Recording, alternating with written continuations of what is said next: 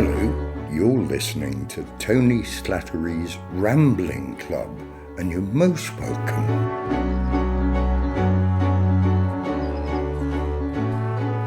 Hello, welcome to the Rambling Club. My name's Paul Carmichael. And I'm Alan Lear. And here we go once again. We're rambling down the path towards the President's shed. And he's in the distance over there looking slightly cross and covered in weeds. Tony, how are you today? I'm really pissed off. I'll tell you why. I've sacked my gardener. He was useless at topiary. I asked him a simple thing. Can you do me a topiary of the Pentagon? And he couldn't. So he's out on his ear. Is it this bush here? This bush? It's got 8 sides. That's not a very good pentagon at all. Now you confuse me. But was this old Amos the gardener? He's been in your family. Old Amos the gardener? Yes, it was old Amos the gardener. Yeah. Have you noticed that it used to be called anusol for piles and hemorrhoids, but now you're less embarrassed when you go into a pharmacist because of the rebranding is... Bumhole cream. No. No, this is true. The ads just come up.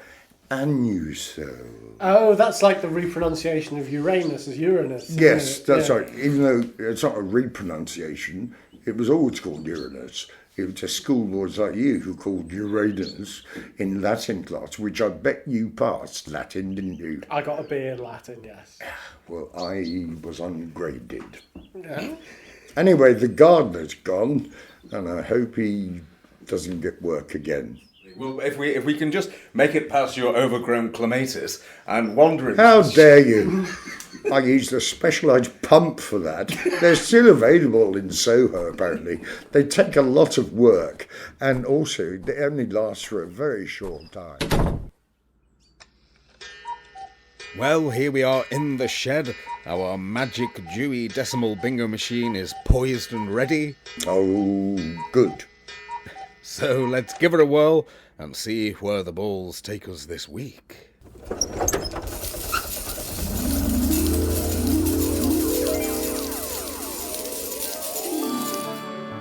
Tony's enchanted bingo machine.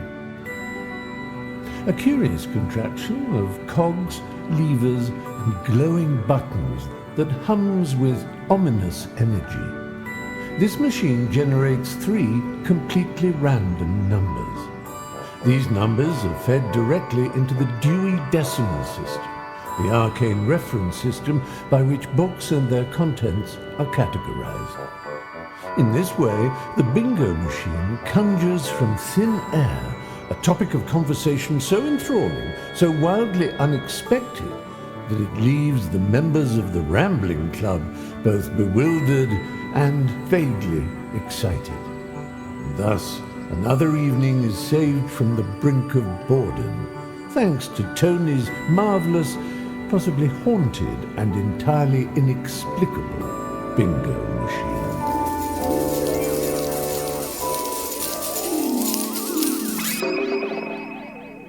And here we are in the great outdoors, and our balls have dropped. The numbers are... 3, 2, 3. 3, 2, 3. So a click of the top button to reveal our first subject. Young people.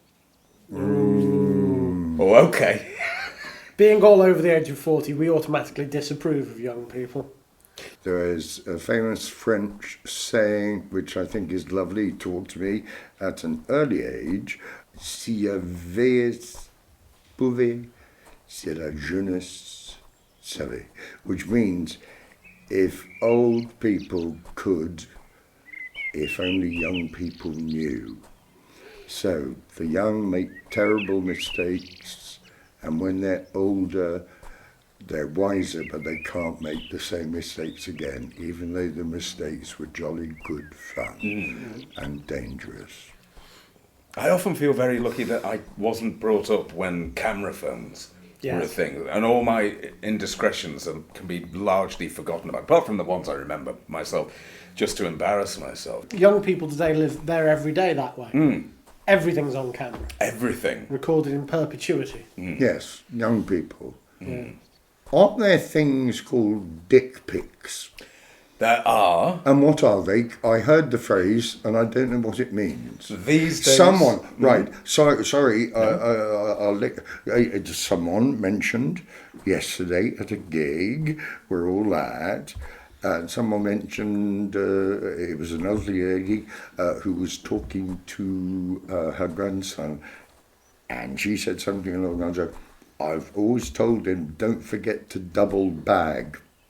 Now, I really, truly, honestly thought that's grocery shopping. When you go to Sainsbury's, so your cauliflower doesn't fall out, Yeah, if you you put 2 bags on it. Or if you've got some wine, because that's heavy. That's it. Yes. That's it. That's double bagging, and it used to be used as a phrase in supermarkets. Do you want me to double bag that for you, sir? Thank you very much.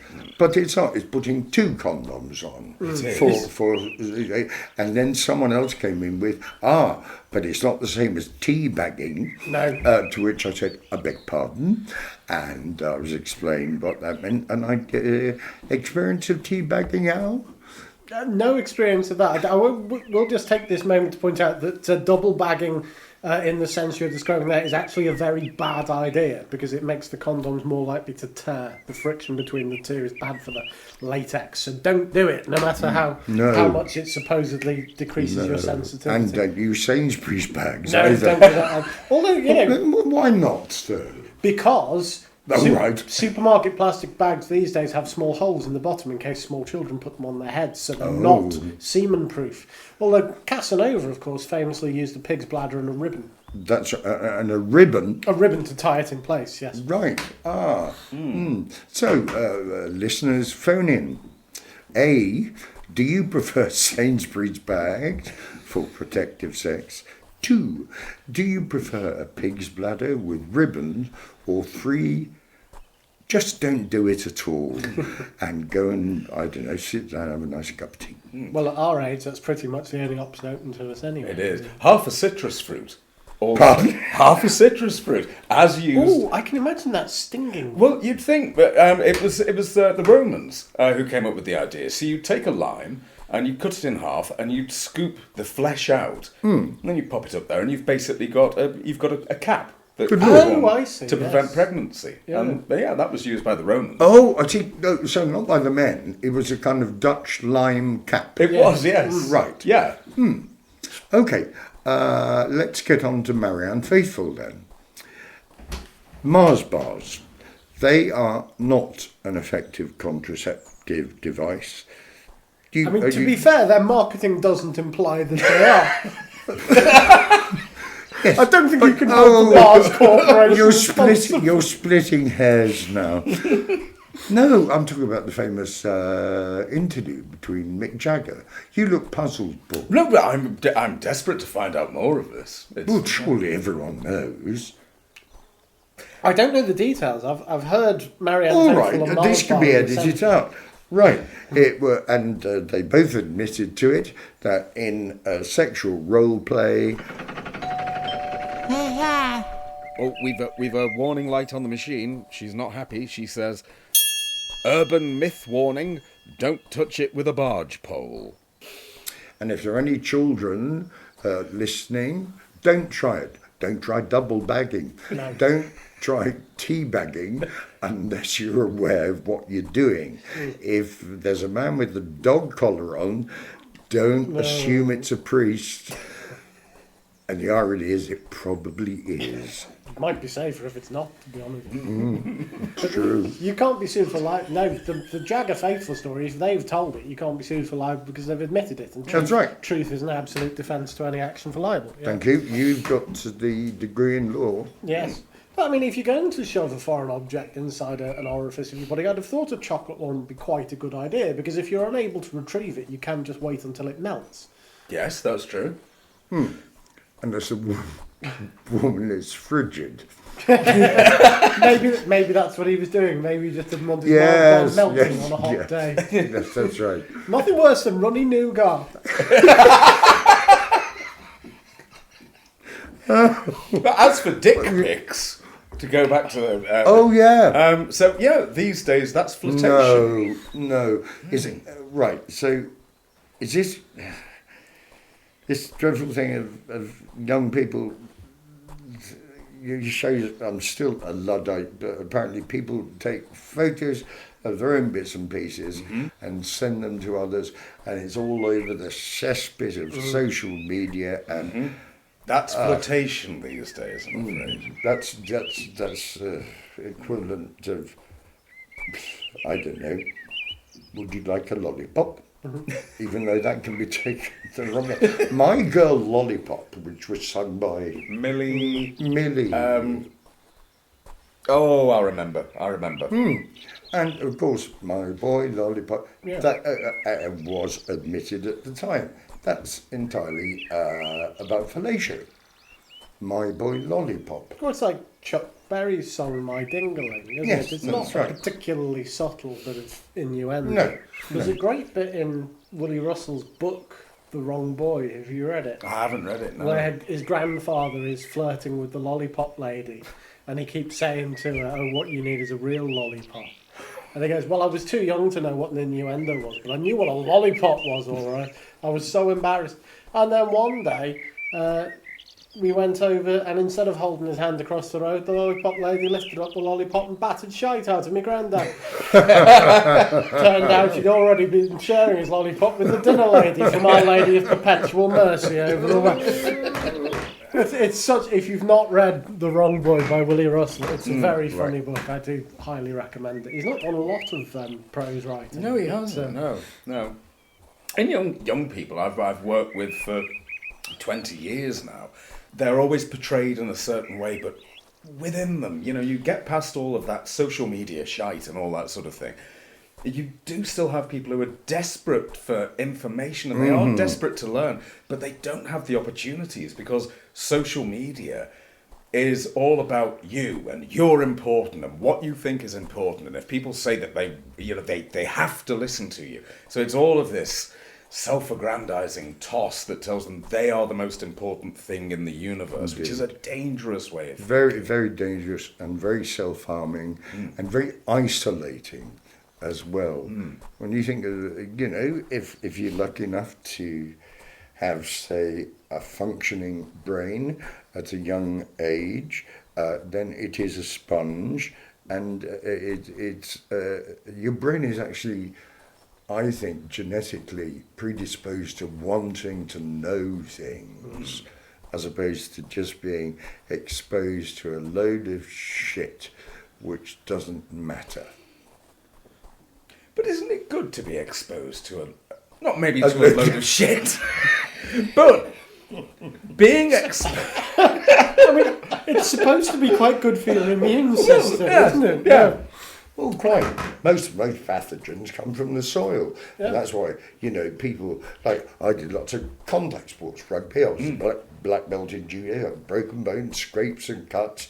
And now, at the grand old age of 64, the good thing is when I get a cut or something, it heals very quickly because the body has the memory of saying, oh no, you had that bug in when you were 13 because you scraped yourself on a thorn or something like that.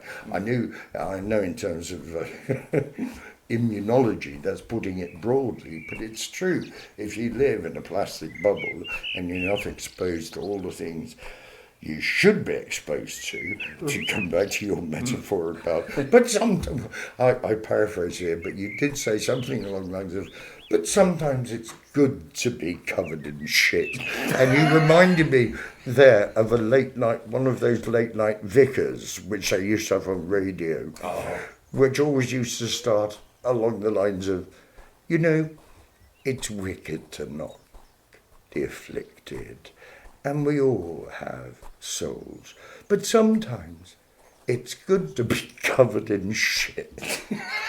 That was Thought for the Day, by Lionel Blue. Yes, that's right.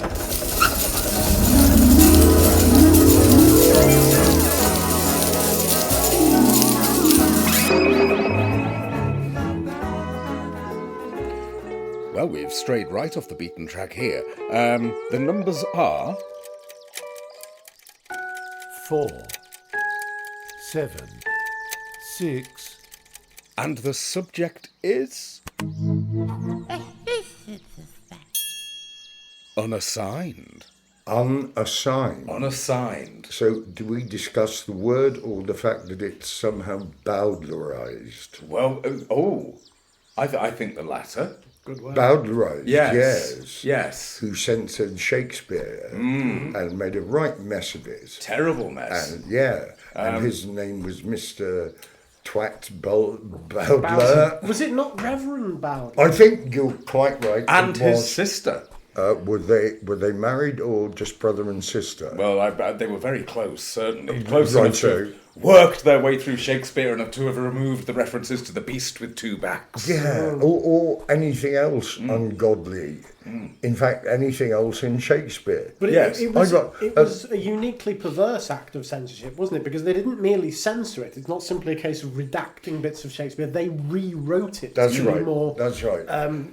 So this was the 19th century, was it? Yes, it was 19th century, so yeah. I remember at school, because we went to a grammar school, and there was great hilarities we had, because we were reading Shakespeare, and one of the really good Jesuit priests said, "Look at this rubbish, you read that," and he read a bit out, and we'd already studied it, and it had the class in fits, because it just sounded like someone was just so dopey and deliberately censorious, obviously, but also just didn't understand the genius of Shakespeare.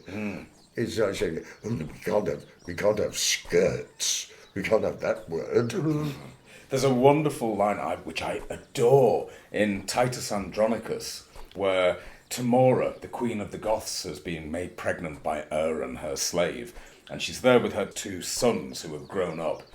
And they're shocked at what he's done. They said, "Villain, what have you done? You have undone our mother." And he turned round and says, "I have done your mother." It's such a wonderful line. They say Shakespeare's not modern, but you could do that in a poetry slam or a rap battle. Absolutely, or yeah. Well, Still a yo work. mama joke. Exactly, yeah. Yeah. 90% of Shakespeare's knob gags once you really understand the language. Oh, it's just filth. It's just pure filth. Absolutely. Alan, you'll get letters. But I mean, I suppose the Victorian sort of ideal, which is who we're really talking about there, when it comes to censorship, has always been something that I have found really interesting, because in their private lives, my God, they're acting like rubbish. Absolutely. And it seems that there's interesting rules on pornography at the time. I know that if you wanted to access pornography legally, you had to be male, you had to have a degree, and you had to have a letter from either your doctor or a local member of the clergy to say you were of sound mind. Right. And if that was the case, you were allowed access to usually bathroom-themed stuff for somebody who really... Right.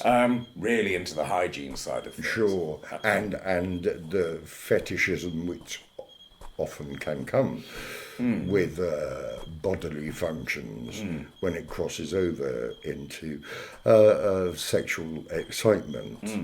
I don't know, I've never been into that at all, but there are scenes, scat clubs or golden shower things and stuff like that, and I'm sorry, it's not my cup of tea all day. Having said cup of tea, maybe there are clubs which have orgies involving, say, Earl Grey, Assam,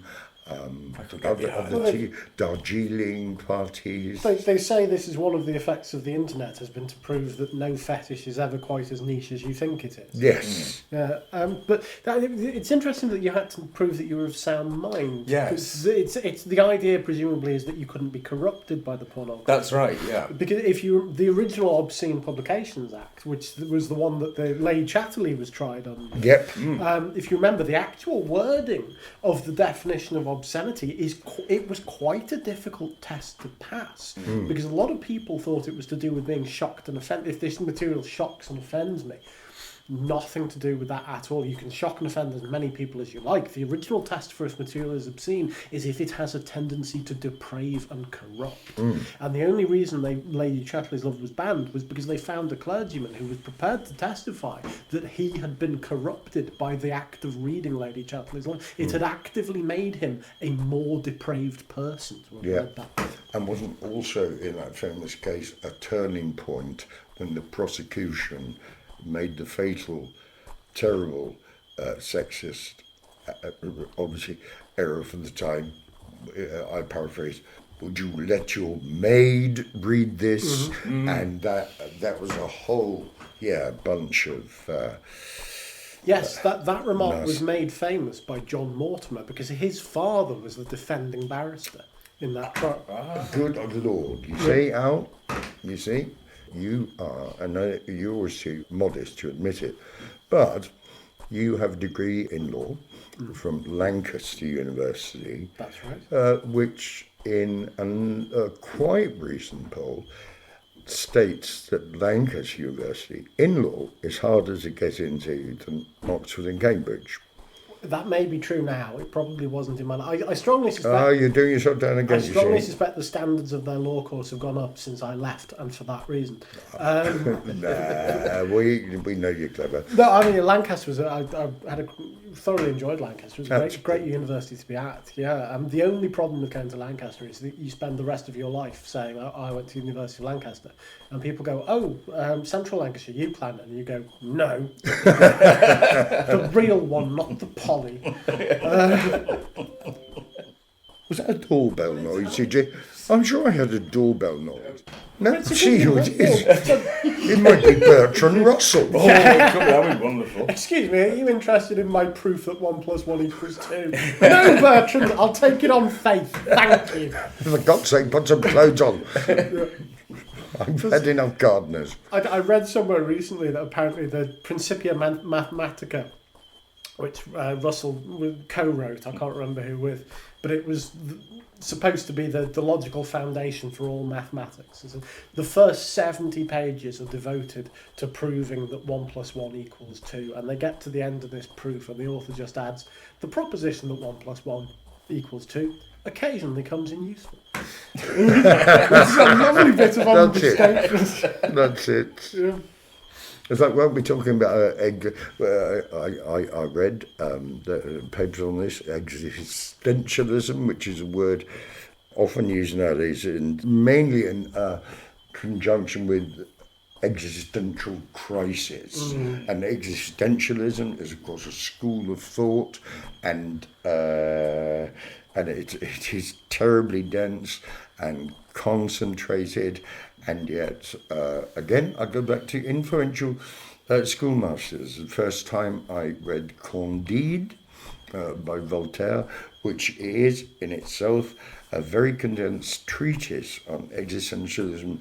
And it's, to follow up on your point, Al, the very last sentence is, we're going back to gardeners, after all this questioning about life and the meaning of life, it says, right, never mind all that. I've got to go and do some gardening. Il faut cultiver le jardin. That's it. That's like right at the end of this impossibly complex and thrilling and mind-bending.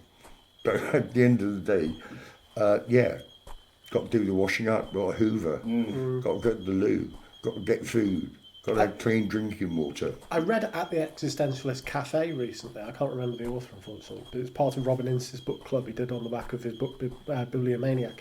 And it's a whistle-stop tour of the development of existentialism by Sartre and Camus and de Beauvoir. So if you're interested in that kind of... it's not quite pre-war French philosophy because it starts in the 30s and then the Second World War happens in the middle of the development of existentialist thought. And then in the aftermath, Camus, who was, I believe, involved in the French resistance, has a big falling out with de Beauvoir and Sartre because Camus is the only one of them who thinks that torture is always a step too far for the state. Whereas de Beauvoir and Sartre are saying, well, it's the Nazis. We're pretty much justified doing anything to them. And Camus is the only one who says, well, no, actually, in order to retain our humanity, there are some ways in which we cannot become like the enemy. Which is quite odd, because, of course, Camus was the great absurdist philosopher. So the idea that he thought there were moral lines in the sand you couldn't cross is quite unusual. Okay, of all the authors you mentioned, that was really eloquent, Al, if I may. Who was the author you mentioned who played in goal for Tranmere Rovers? That was Simone de Beauvoir. No, it wasn't. It was. No, it wasn't. You know who I was thinking of. She cut her hair No. short, Who was it? Who was goalie for Algeria? Oh, I have a feeling that was Camus. I don't think it was Sartre, because his stature was quite short. He was short-sighted. He'd have been I'll say, I mean, whatever you say about Sartre's philosophy, he'd have been a shit goalkeeper.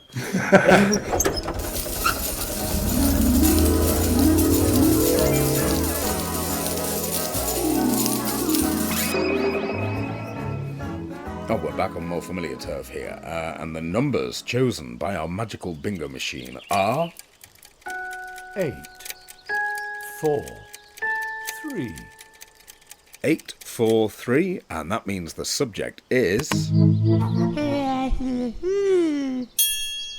Oh, she likes this one. French fiction. French fiction. Oh, where can we go with that? Well, I'm going to start with the French Connection, which isn't French fiction, but Gene Hackman is one of my favourite actors of all time. Alan? I believe you're also very fond of The Birdcage, which is, of course, a remake of La Cage aux Folles. La Cage aux Folles, The Birdcage, with Nathan Lane, and that was a play, so in that sense it's fiction, but probably based on truth. French fiction. I tried to study Proust, du côté de chez soi and à la recherche du temps perdu, and what struck me was that I really struggled, because the genius as he was, often a single sentence would last 2 pages, perfectly written, but it was so dense. I did the cheating thing. I said, right, I'll get the best English translation there is. And it was still, for me, impenetrable. And one of the French professors, I just fessed up. I said, do you mind if I switch this speciality for that? I think it might have been Camus, actually. Came up with you. He said, no, not at all. Some people get it, some people don't. And he said, the big mistake everyone makes, it's entirely about interiority of thought. And he said, that's a big mistake. It's a difficult read. It's about experience. It's not about interiority. It's about the experiencing, the thoughts, the way memory can be through smell or taste, in the case of Madeleine, or something, can bring you back to a space and time, a time and space and time, to a specific moment with such blinding clarity. And this happens in everyday life, and it's not something you will upon yourself. It's a thought. You can see something and suddenly it's almost like a jolt. You're right back there, right then. And you can smell what you smelt then, you can feel what you feel then. How do we got on to French? Yeah. But I do love that that idea of how you can be transported by senses.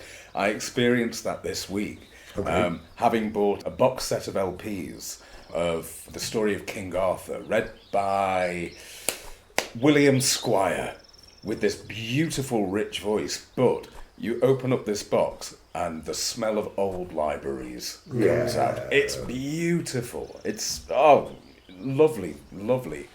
In terms of French literature, Georges Feydeau and the farces of, I absolutely adore his word, but I do love a farce. Yes. I think that for a well-done farce is such a difficult thing to do. It really is. They're technically very exacting. Oh, yes. The yeah. timing has got to be Precise, yeah. And a leader in that is the genius of noises off. Wow. And I think it was Robert Bathurst that played a couple of farces, and he said to me, the worst type of farce is in a production where people act as if they're in a farce. You must act as if everything is normal and it's beyond your control and it's chaotic. If you start being farcical, then you're doing it wrong. In that sense, it's not like, say, I don't know, I'm whipping about here, but the Carry-On films, they're farcical. They're not farces. No. So you go back to Fado and Noises Off. That's Michael Frayn, isn't it? Yes, yeah. Just wonderful. So it's that thing about playing comedy straight, isn't it? That's right. Which is what we were talking about yesterday when we were talking about This is David Lander, This is David Harper. Yes, you reminded me of that. Which Yeah. a wonderful series, and as you were pointing out there, the actors who they chose were able to act not acting. That's right. They were that is such a skill. Utterly believable. I mean, I was just there as a serious reporter, and so I think I carried that off, but I didn't have to do what those actors did. I think that first episode you did with the children in the school for the gifted, the child actors in that are remarkable. Wonderful. You They see went a through lot about- of terrible child actors, but That's they were very true. good. That's true. They went through about 500 to find that precocious boy who was utterly lovely in real life, but preternaturally talented. God, could he do it? Could he? He was only about 6, and having to say lines along the lines of, "Oh, here we go. I know what you're trying to do, but you're so stupid. I really can't get my head around it. By the way, it's wunderkinder. It's plural, you idiot." And he had pages to learn like that. And one of his lines like, "This young child from the school for the very gifted is on his 3rd major novel, which he says takes off where Finnegan's Wake stopped. Last Tuesday, he wrote his 3rd opera in German, and it cuts to, and they chose a big opera star, and he was going, no, it's the starting booth. How many times do I have to shout at you, you fat woman?" And it was wonderful. So I'm pleased you brought that up, because that's one thing. I'd forgotten about it, but you made me smile when you brought it up. Wonderful. It's a wonderful series. It is. Absolutely wonderful. And you took over from Stephen Fry, of course, That's right, who'd you done did. the Delve Special, the radio series was called. That's right. That's yes. right. And it was all kind of sent up with Roger Cook. Yeah. Yes. Yeah. Well, how do you find then, Tony, as an actor, what the difference for you in terms of screen acting and radio acting?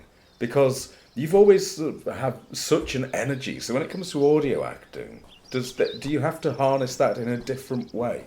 I think so. I haven't done a radio play for years now, but you're quite right. It is a different energy. You need a stillness, and with stage work, you can be flamboyant in gesture and speech and attitude, but you also have to be aware of all the actors around you, not pull focus, because pulling focus might get a laugh, but actually you end up alienating not only the cast, the audience, because if they could see you trying, then you're not doing it right. Yes. The Latin, I think we spoke about this yesterday, the Latin motto of the footlights is ars escelere artem. The art is to hide the art, which goes back to those brilliant actors in This is David Harper, they're acting, but they're hiding the acting. Yeah. Is it just me, or has there been a significant uptick in the quality of child actors in the last, say, 30 years? I mean, Haley Joel Osment is kind of the exemplar. Yep. There used to be child actors used to be very active. Oh. You used to see them trying all the time, and they seem much more natural now. I think so much of that may have been because so much of the drama that they performed in, young child actors, would be set in Victorian times. And it automatically lent itself to speaking in a particular way. That's right. If you look, say, one of the early versions of The Winslow Boy, which is still terribly moving, but it's... I didn't fall, I didn't... I promise you, I didn't steal the pistol. I didn't. I shall see you tomorrow. Well, the child, clearly innocent, and it's so wonderful.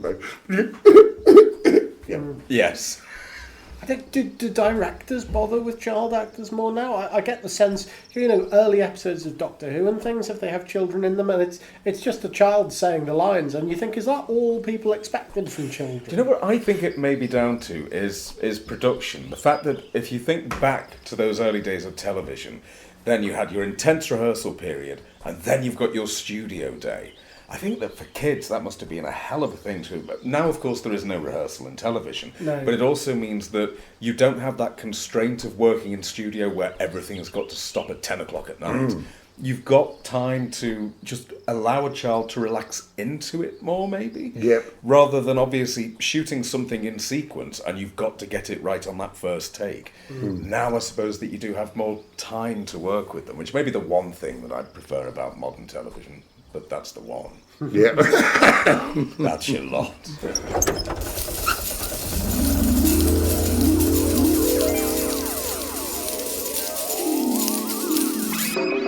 And once again we find ourselves back in the cosy confines of the presidential shed after another wonderful ramble. Tony, did you enjoy this week? There are no words. Thank you very much. Okay. That's Cheers. more than okay. There are no words sometimes. There aren't. It was There just- aren't. It was beyond incredible and amazing and incredible. Two of the most overused words in the beautiful English language. But how could people get in touch with us if they wish to use the English language to express what they think of the Rambling Club? Well, there's various ways that you can do that. Tony's official website is the first place, www.tonyslattery.com, and you can get in touch with us via the contact form on that website.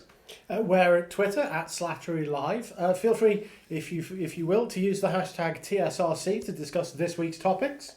I'm on Twitter too. You can find me at Paul Carmichael V. And Tony also has a Facebook group at www.facebook.com/groups/the_Tony Slattery. And you can find us on Instagram as well, at Tony_Slattery_official. And if people want to join the Rambling Club for themselves, how would they do that? Well, what they do is they head to www.patreon.com/Slattery Live, where for just £3 a month you can find access to a whole month's worth of episodes that you won't have heard yet. You get a brand new episode every single month that you won't hear anywhere else. There's videos, there's photos, there's ways of getting in touch with us every month. There's all sorts of things. Pop over to www.patreon.com/Slattery Live and have a look for yourself. So please do get in touch by any of those methods. It will be using the English language at this stage, but if all this goes well, we're hoping to subscribe to Duolingo in the new year. So in the meantime, it's a very goodbye this week from me, Paul Carmichael, from Mr. Alan Lear, Fare thee well. and from the club president, Mr. Tony Slattery. Oh, goodbye, and thank you for listening. You have been listening to Tony Slattery's Rambling Club with your host, the club president, Tony Slattery, with Steffen Frey as the voice of the magical bingo machine. Tony was assisted by Paul Carmichael and Alan Lear. The music is by Michael Livesley and the show's concept is by Paul Carmichael. Our producer is Erika Lear and our executive producer is Mark Strixen. Tony Slattery's Rambling Club is a Fanfanitel production.